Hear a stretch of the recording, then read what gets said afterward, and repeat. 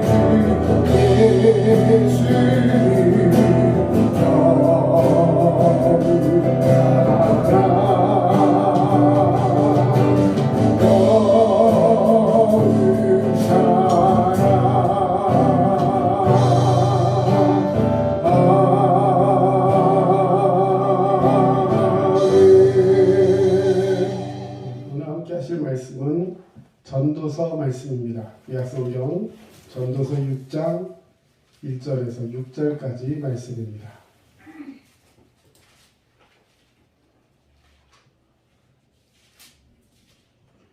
전도서 6장 1절에서 6절까지 말씀 우리 함께 봉독하겠습니다.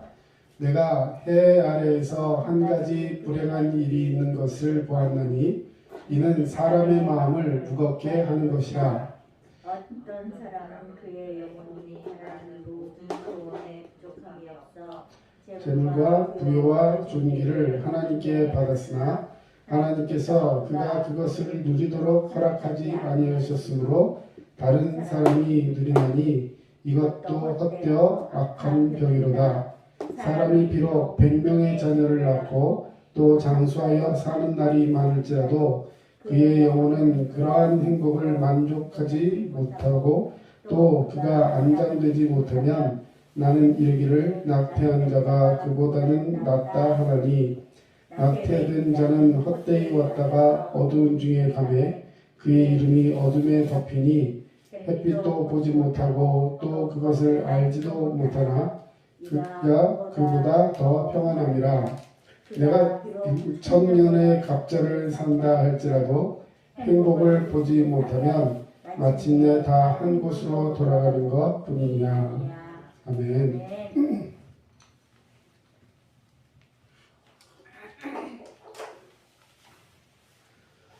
네, 오늘 이 제목을 같이 한번 읽어보겠습니다. 시작. 당신은 행복하십니까? 예, 우리 현대인들의 삶의 트렌드가 행복이 아닐까 생각해 봅니다. 뭐 건강도 물론 필요하고 여러 가지가 있지만 그 건강을 추구하는 것도 결국은 행복한 삶을 원하는 것이고 부유한 것을 원하는 것도 그렇게 해서 행복하기를 원하는 것이고. 자, 그러면 이렇게 다시 한번 질문을 바꿔서 드려보겠습니다. 무엇이 당신을 행복하게 할까요? 뭐 이렇게도 표현할 수 있겠죠. 뭐가 있으면 행복할까요? 돈. 네, 아주 설교자의 의도를 정확하게 하고 얘기해 줬습니다. 자, 과연 돈이라는 잣대가 행복의 여부를 판가름할 수 있을까? 물론 자본주의에 살고 있고 지금 이 시대를 살아가는 데 있어서 돈은 정말로 필수적인 부분이 아닐 수 없습니다. 당장 끼니 걱정하면서 사는 그 절대 빈곤의 사람들에게는 정말 그 단돈 얼마가 없어가지고 정말 힘들게, 그리고 뭐 얼마 전에도 이 신문하고 방송 그런 하는 그 PD였던 분이 너무 힘들고 배고파가지고 옆집 주인집 문에다가 이 밥 좀 남은 거 있으면 달라고 참하고 말을 못해서 너무 사회적인 그런 게 창피해가지고 말을 못했는데 그 주인이 그걸 못 봐가지고요 결국엔 나중에 굶어 죽은 사람이 있었어요. 여러 가지 병도 있고 했었지만 정말 그런 시대에 물론 이 물질이라는 것이 굉장히 중요한 부분이 될 수도 있지만 그런 대부분 사람들은 결국 돈만으로 행복을 얻을 수는 없습니다. 뭐 우리 잘 알고 있듯이 그 복권, 로또 이 프로에도 다큐멘터리 프로가 하나 있었는데요.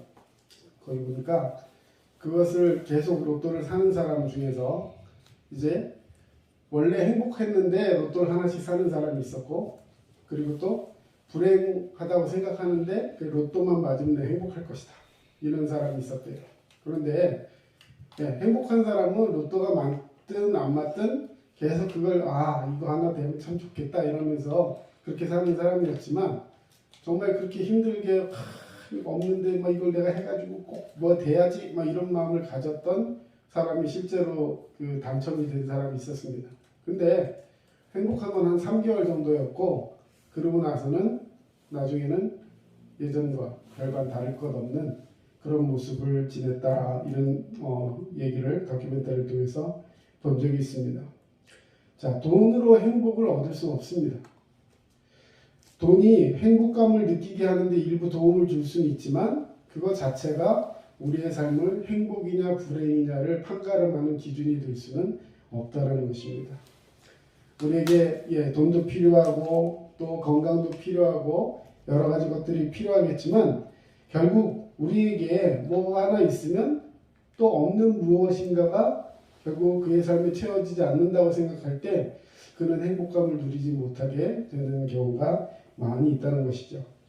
자, 그러면 우리 예수 믿는 크리스찬들은 어떤 행복관을 가지고 나는 무엇 때문에 행복하고 어떻게 행복한가, 이 행복관을 가지고 그렇게 살아가야 할 것인가. 저는 분명한 것은 우리 크리스찬들은요 행복해야 한다고 생각합니다. 네. 물론 하나님께서 우리에게 주신 그 은혜를 붙들고 살면서 당연히 행복해지겠지만 마음속에 다짐하기를 내가 행복해야 한다, 이런 마음들을 좀 가졌으면 좋겠어요. 왜냐하면 우리 모습을 보고 믿지 않는 사람들이 보고 있습니다. 그래서 그 사람들이 바라봤을 때 야, 저 사람은 저렇게 행복한 이유가 뭘까? 나보다 돈도 없고 뭐 그렇다고 뭐 잘생긴 것도 아니고 뭐가 있는 것도 아니고 뭐도 아니고 막 이렇게 비교해 보는데 결과적으로 봤을 때 저 사람은 무엇 때문인지 모르겠지만 행복하고 그 모습이 왠지 부럽기도 하고 뭔가 궁금하다는 거죠. 자, 그런 마음을 갖기 위해서 또 전도의 기회가 되고 그러면서 사람들에게 좋은 영향력을 끼칠 수 있기 때문에 우리는 누구보다도 행복하며 만족하는 삶을 살아야 하는 것입니다. 우리 그리스도인들의 행복은 무엇이고 또 어떻게 그 행복을 얻을 수 있을까? 오늘 전도서는 지혜의 왕인 솔로몬이 전해주는 지혜의 말씀입니다. 한마디로 하나님께서 주신 특별한 지혜로 인생을 통찰하며 깨달은 말씀입니다. 네, 전도서는 솔로몬이 인생 전반을 다 살고 마지막 후반부에 자기가 이렇게 지내보고 하나님께서 주신 지혜로 많은 것을 누려보고 했는데 결과론적으로 생각할 때 이렇더라 라고 하면서 그 지혜의 말씀을 우리에게 주는 것입니다. 자, 근데 그 중에서 오늘 본문 행복에 관한 지혜의 말씀이었습니다. 자, 행복은 첫 번째, 행복은 깨닫는 거예요. 무언가를 가져갖고 행복하는 것이 아니라 무엇을 내가 가지고 있는지를 깨달아야 하는 것입니다. 오늘 1절 말씀 다시 한번 보시면요. 1절 말씀. 예. 자, 1절 말씀 같이 한번 읽어보겠습니다. 시작.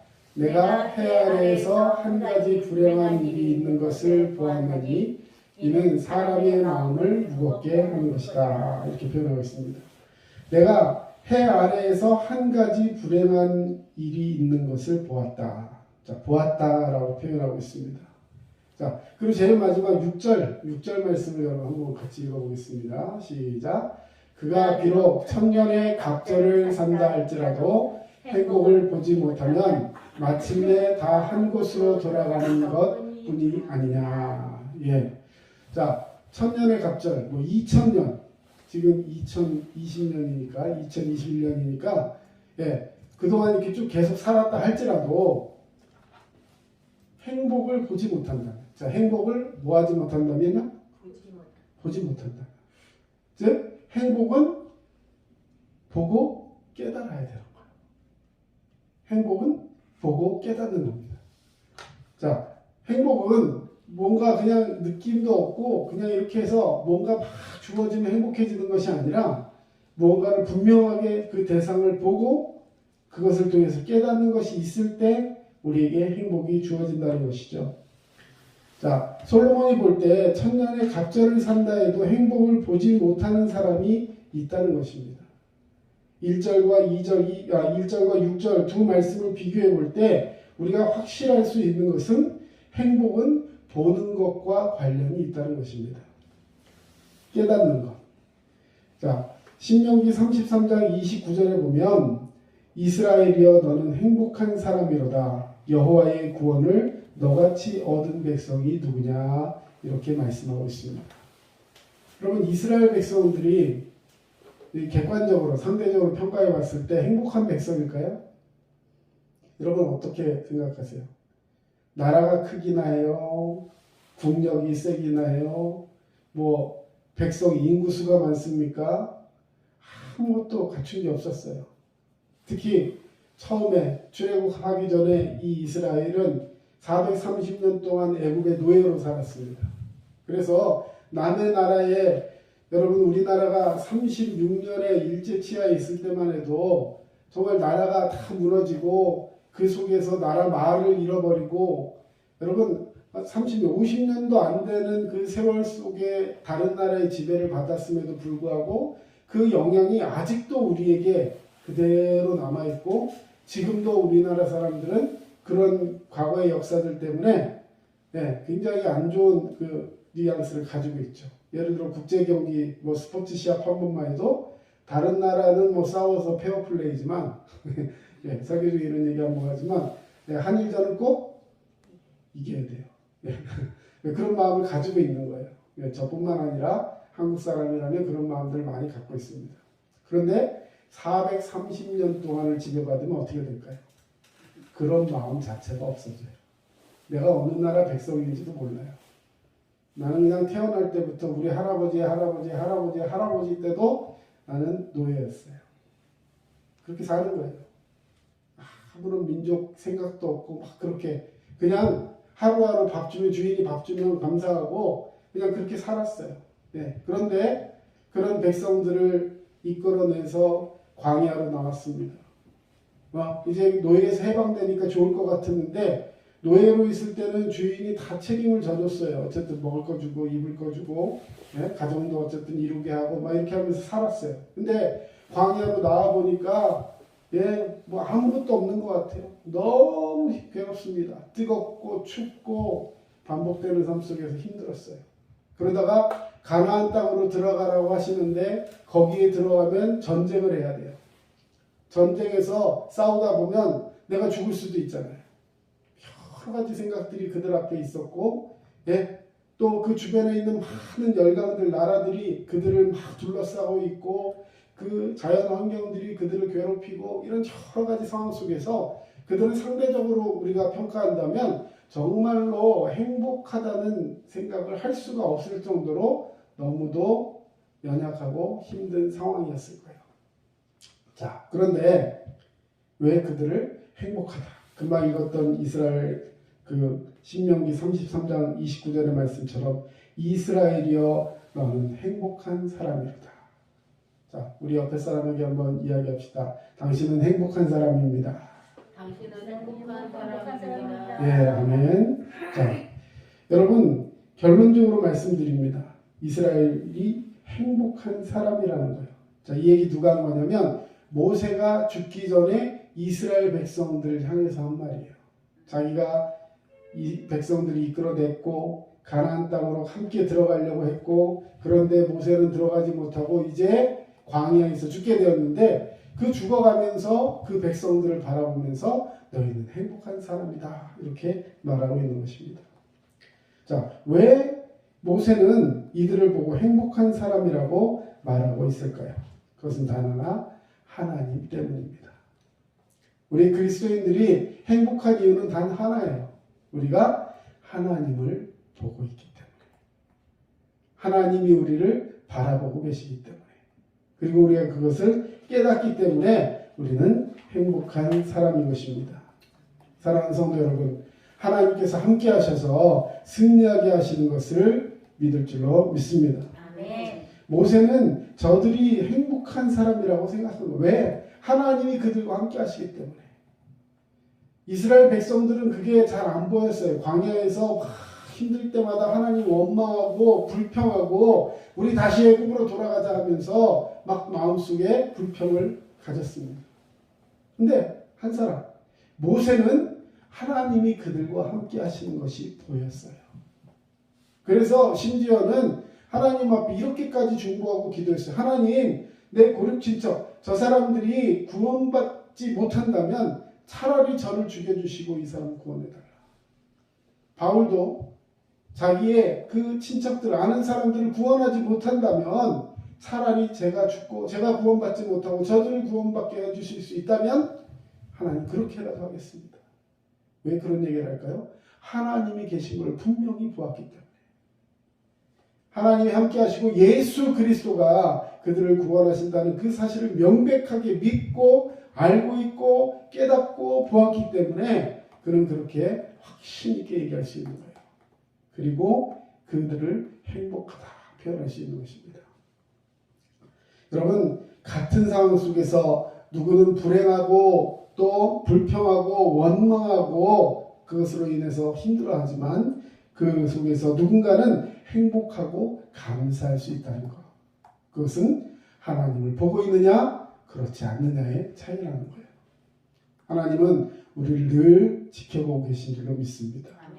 그 하나님께서 오늘 나와 함께 하시고 내가 때때로는 보이지 않는 것 같고 때때로는 나 혼자인 것 같은 그런 두려움 속에 빠진다 할지라도 하나님 우리의 등 뒤에서 늘 여전히 나를 바라보고 있어서는 이 사실을 기억하고 오늘도 주 앞에 승리하는 저와 여러분 되시기를 축원합니다. 두 번째 행복은 누리는 거예요. 한번 선포합시다. 행복은 누리는 것입니다. 누리는 것입니다. 자, 첫 번째 행복은 뭐라 그랬죠? 보고 깨닫는 네, 보고 깨닫는 거예요. 깨닫는 것입니다. 그렇다면 두 번째 행복은 누리는 거예요. 자, 2절 말씀 여러분 같이 한번 읽어주세요. 6장 2절 말씀 시작. 어떤 사람은 사람은 그의 행복이 바라는 모든 소원에 부족함이 없어 재물과 부여와 존귀를 하나님께 받았으나 하나님께서 그가 누린 것을 누리도록 허락하지 아니하셨으므로 다른 사람이 누리나니 이것도 헛되어 악한 병이로다. 아멘. 자, 어떤 사람은 그의 영혼이 바라는 모든 것에 그 소원의 부족함이 없이 다 받았어요. 하나님께. 재물도 받고 또 뭐 부여하고 명예도 받고 존귀함도 얻고 다 받았어요. 근데 하나님께서 그것을 그가 누리지 못하도록 누리도록 허락하지 않으니까 어떻게 돼요? 무슨 소용이 있어요? 여러분, 우리 주변에 그런 사람들 많이 있어요. 정말 평생을 열심히 벌어가지고 네? 밥도 못 먹고 굶어가면서 보일러도 안 나오는 방에서 정말 힘들게 그렇게 살았는데 그 이제 다 이제 좀 누려볼까 했는데 건강의 문제가 탁 와가지고 그냥 이렇게 안타깝게 그런 분들 뭐 주변에 많이 있지 않습니까? 뭐 이런 예는 뭐 부직 있었죠. 네. 뭔가 이제 좀 해보려고 하면 그때 받쳐주지 않는 거죠. 자, 솔로몬이 볼 때 불행한 사람이 한 사람이 있다는 것이죠. 평생 죽도록 고생하고 성공했고 돈도 많이 모였는데 그것을 누려보지 못하고 살아가는 사람. 아무리 큰 성공을 가져도 누리지 못하면 행복하지 못합니다. 그리고 아무리 많은 돈을 손에 쥐어도 누리지 못하면 행복하지 못하는 거예요. 우리 예전에 장례 문화, 요즘도 그렇게 하는지 잘 모르겠는데 크리스찬들이 아닌 넌 크리스찬들은 죽을 때 어떻게 해요? 염을 하잖아요. 크리스찬도 다 이렇게 염습, 이렇게 장례 절차 중에 하나인데 사람을 이렇게 암동포 같은 그 무명 그런 걸로 이렇게 다 감싸잖아요. 근데 감쌀 때 이렇게 노잣돈이라고 해가지고 저승 갈 때 쓰라고 거기다 이렇게 돈을 조금 넣어주고 많은 그런 습관이 있는 것 같아요. 네. 사실은요, 뭐 진짜인지 아닌지 모르겠지만 넣어주면 염습하는 사람들 팁이에요. 가져가는 거예요. 네, 거기다 넣어주는 게 아니고 그걸 또 뺏어가요. 자, 여러분 그걸 가지고 뭐 노잣돈이라고 가져간다 칩시다. 자기가 평생 버는 거 한번 생각해 보면 돈이 뭐 예를 들어 뭐 몇백억을 벌어놓고 이제 갑자기 죽었어요. 노잣돈 거기다 얼마나 넣어줄까요? 뭘 얼마나 넣어주겠어요, 그죠? 외국 사람들은요 또 그런 습관이 있어요. 돈을 여기 눈에다 이렇게 딱 두 개를 얹어놓는 데가 있어요. 돈으로 이렇게 딱, 그러니까 돈만 보이라는 건지 뭔지 모르겠는데, 자, 여러분 가져갈 수도 없지만 평생 자기가 버는 거에 비교하면 쥐고 갈 수도 없어요. 우리가 잘 알고 있는 알렉산더는 죽을 때 갑자기 세계를 정복하다 갑자기 건강이 안 좋아져서 이제 정복하러 나갔다가 죽게 됐어요. 근데 이 사람이 마지막 유언을 뭘 유언했냐면 내 관에서 내 손을 이렇게 밖으로 빼놓으라는 거예요. 손뜻하지 않습니까? 네, 이렇게 집으로 이제 말하는 고향으로 돌아가서 묻히거나 해야 되는데 장례를 해야 되는데 거기다 나를 묻어놓지 말고 고향으로 데려가는데 데려갈 때 내 손을 밖으로 빼놓으라는 거예요. 시체를. 왜 그러냐 그랬더니요. 손을 묶지도 말고 그대로 이렇게 펼쳐서 놓으라는 거예요. 내가 세상에 나올 때 아무것도 가지고 나오지 못했었는데 이 세상을 모두 다 쥔 것처럼 살아왔지만 결국 죽을 때는 아무것도 가져가지 못한다는 거예요. 인생 허무한 거라는 거죠. 여러분 우리 인생은요. 내가 뭔가를 쥐고 뭔가 할 것 같지만요. 주셨을 때 그걸 누리지 못하면 내가 그것을 쥐고 가져갈 수 있는 것은 아무것도 없다라는 거예요. 혹시 자녀들에게 좋은 것을 물려줄까? 아니에요. 여러분 자녀의 것은 하나님이 또 그에게 채워 주실 것입니다. 물론 우리 요즘 뭐 3포 세대 너무나 힘들어서 결혼을 포기하고 또 자녀 낳는 걸 포기하고 뭐 교육도 포기하고 이런 어떤 분이 그런 얘기를 하더라고요. 가장 행복한 사람과 가장 불행한 사람. 이 시대에 우리나라 사람 중에 가장 불행한 사람이 누군 줄 아세요? 통계적으로? 거짓. 거짓? 아니요. 거짓보다 더 불행한 사람이 있대요. 40대 남자 자영업자 이혼남. 그게 무슨 얘기인가 해봤더니요. 자영업자 요즘 힘들어갖고 오픈했다가 3년 안에 다 망한다는 거예요. 그런데다가 이혼까지 했는데 자녀가 이제 학교를 다녀서 부양을 해야 되고 학비도 내야 되는데 아내도 없어요. 그러니까 혼자 그 일들을 다 감당해야 하는 그 사람이 제일 힘든 사람이에요. 그럼 제일 행복한 사람 누굴 것 같아요? 전문직 고소득 직장에 다니는 20대 미혼 여성.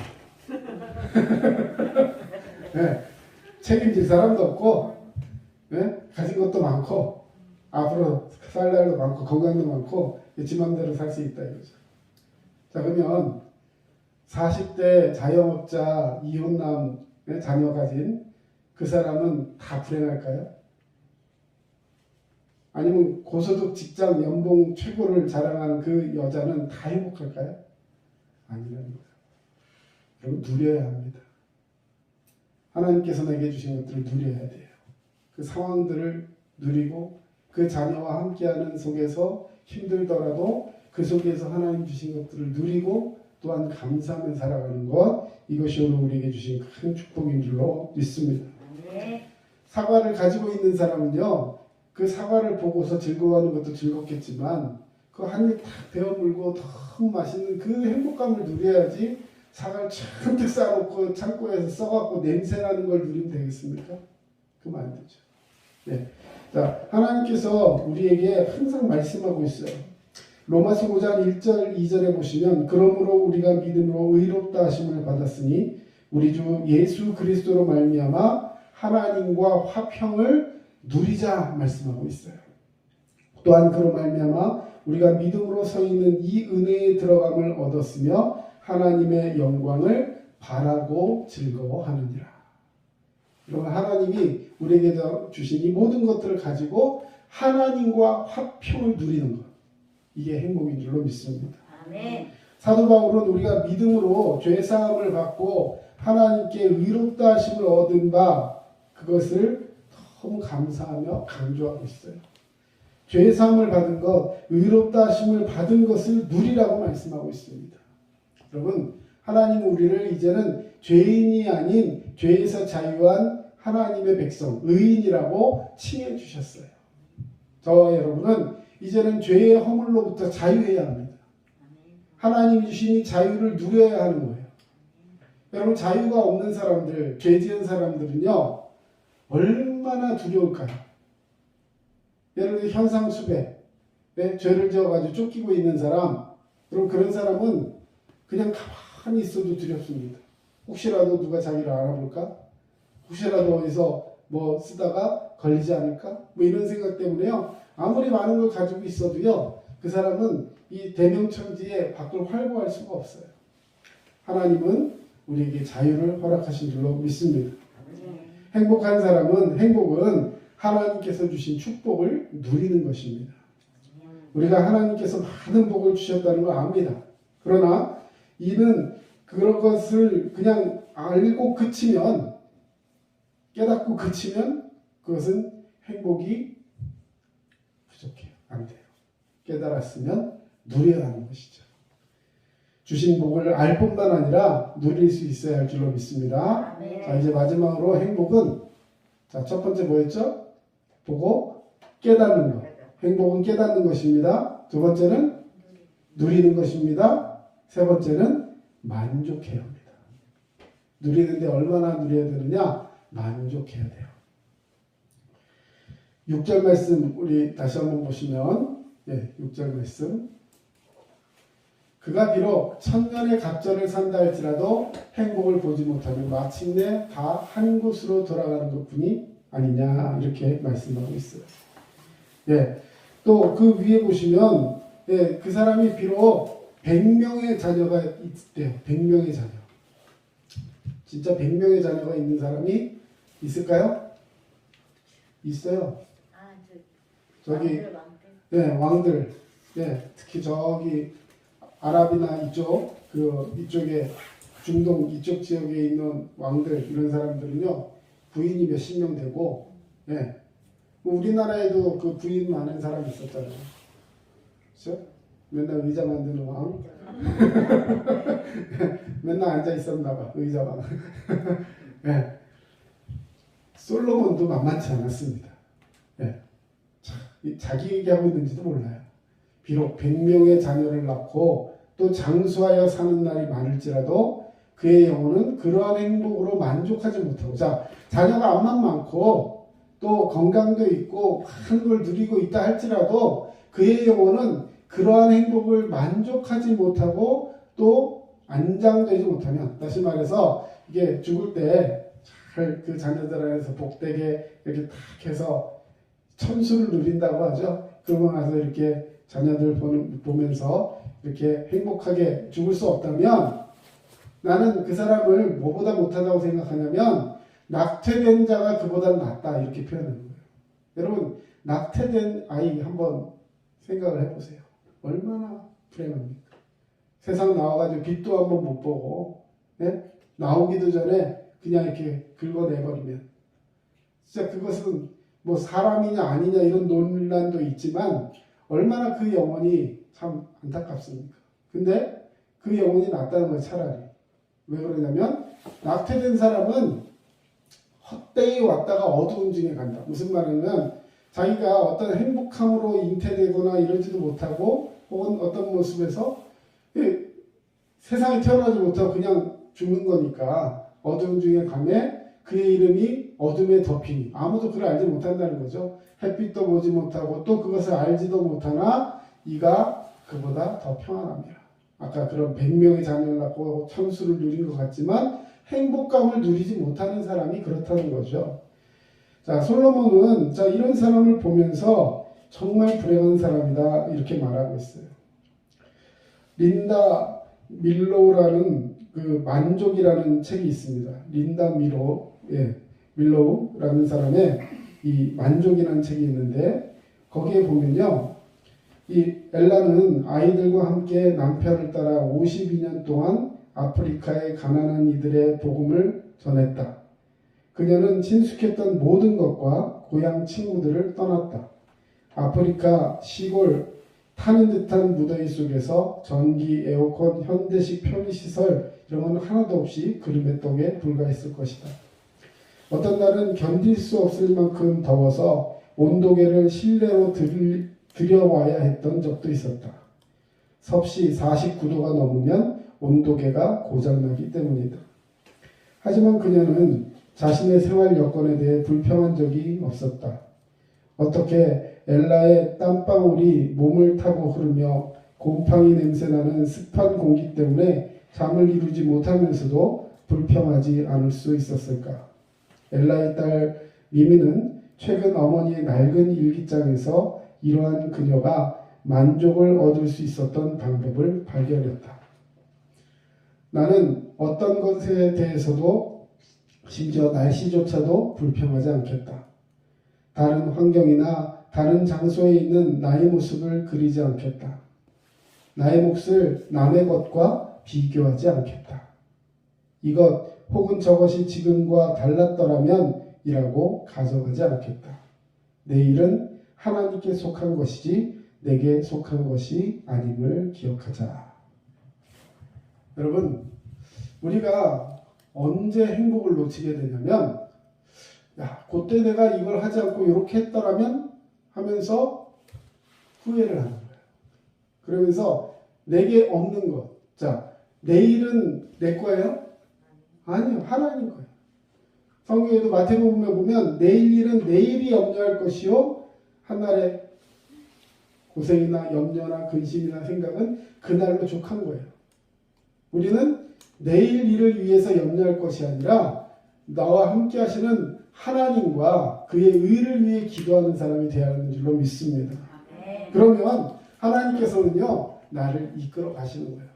근데 내가 내일의 주인이 되자고 자꾸만 오늘 이렇게 안 했으면 이거 자꾸 하면서 비교하고 내게 없는 것들을 자꾸 생각하면요, 그 사람은 아무리 많은 걸 갖다 주어도, 아까 100명의 자녀를 주어도 101명째 자녀를 그리워하면서 지금 있는 것들에 만족하지 못하는 자가 될 수 있다는 거죠.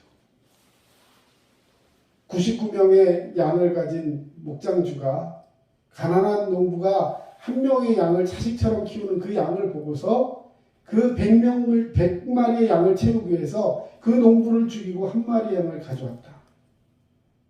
그런 비유를 들었을 때 다윗이 막 화를 내면서 어떻게 그럴 수 있느냐. 나단 선지자가 그랬잖아요. 바로 당신이 그 사람이다. 여러분, 왜 그런 짓을 했을까요? 다윗이 뭐가 부족했을까요? 부족한 것이 아니라 자기의 것에 만족하지 못하고 공허한 생각 속에 무료하게 빠져서 하나님 중심이 아닌 나 중심의 삶을 살아갈 때 그는 실수할 수밖에 없었다는 것이죠. 오늘 이제 말씀을 마무리합니다. 하나님께서 오늘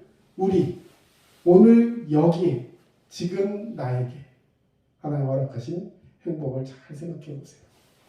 오늘 행복하기 위해서는요, 여러분, 우리가 가지고 있었던 그릇된 고정관념을 깨야 합니다. 자, 3가지 얘기했어요. 깨어 있어야 합니다. 누려야 합니다. 만족하십시오. 3개 합치면 첫 글자만 합친 거죠? 깨누만. 인생에서 그릇된 것에서 이제 깨누만. 꽉 기억하시고요. 하나님 말씀 속에서 이제 우리가 다시 한번 일어설 수 있는, 그리고 만족을 떠나서요, 데살로니가전서 5장 18절 보면 범사에 감사라고 했어요. 만족을 넘어서 감사까지 할 수 있는 저와 여러분 되시기를 주 이름으로 축원합니다. 기도하겠습니다. 사랑의 주님, 오늘 주님께서 우리에게 허락하신 이 은혜를 깨닫고 그 은혜를 누리고 만족하며 더 나아가 감사할 수 있는 주의 백성 되게 하여 주시옵소서. 은혜 중에 함께 하시는 하나님, 지금껏 살아가면서 내게 주신 것들에 만족하지 못하고 늘 비교하며 없는 것들을 있었으면 하는 생각 속에 갇혀서 조바심했던 우리의 모습을 용서하여 주시옵소서. 주님께서 허락하신 것들이 너무나 많은데 아버지 것들을 누리지 못하고 아버지 살지 못했던 세월들, 이제는 주님만 집중하게 하시고 하나님만 바라보게 하시고 믿음으로 승리하는 우리 모두가 되게 하여 주시옵소서. 이제는 우리 주 예수 그리스도의 은혜와 하나님 아버지의 크신 사랑하심과 성령님의 도우심과 위로교통 충만하심이 아버지 믿음 안에 살아가며 이제 주님 허락하신 이 행복을 누리며 살아가기를 원하는 주의 백성들 머리 위에 이제로부터 영원토록 함께 하시기를 간절히 축원하옵나이다. 아멘.